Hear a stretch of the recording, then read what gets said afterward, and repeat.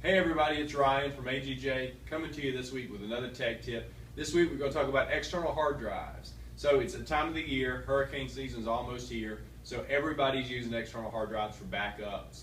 But it's more than just a backup device. A lot of people use this as primary storage. If you've got a laptop or a desktop that's running out of space, this could be great extra storage to store some of the files and folders that would normally be on your computer.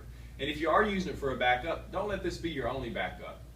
We really recommend off-site backup in addition to an on-site backup. We love the BDRs, the backup and disaster recovery servers. So if you have questions about backups, give us a call. So let's jump right into our external hard drive discussion.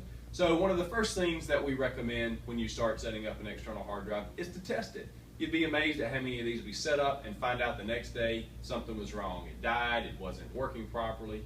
So before you spend all this time copying days and years and months and tons of data over to it, make sure it's working. The manufacturers do offer some free testing tools. So for instance, if you buy a Seagate hard drive, you can go to Seagate's website and get the free testing tool. If you buy a Western Digital drive, you can get a Western Digital testing tool.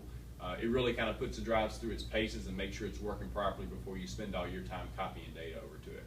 The second thing, if you do use this for primary storage, make sure you have a backup of it. You don't want any data you've got, no matter where it is, you don't want just one copy of it. So if you're using this thing for primary storage, if you're plugging it into your laptop or your desktop to save movies or videos, pictures of any type, make sure you have a backup of your external. Something that everybody doesn't always think about, but something that's very important. If you do use it for your backups, make sure it's encrypted. With all the compliance issues we have these days, SOX and HIPAA and PCI, encryption is a big part of that. So what we recommend is if the drive's going to be moving, if you're going to take it with you, if it's going to be leaving your office, put it in your laptop bag or your briefcase or your purse, make sure it's encrypted. That way, if anyone steals it or if it's lost, the data on it cannot be read. So encryption is a great first step for an external hard drive. We recommend it very strongly. Another thing, keep it cool. Like any electronic part, these things work a lot better when they are cool and not hot. So if you keep it under your desk or you keep it stored somewhere in a small space, remember it needs a few inches around it for ventilation. Don't put a purse or a bag or anything like that, a jacket, don't put anything on top of it that would prevent it from breathing very well.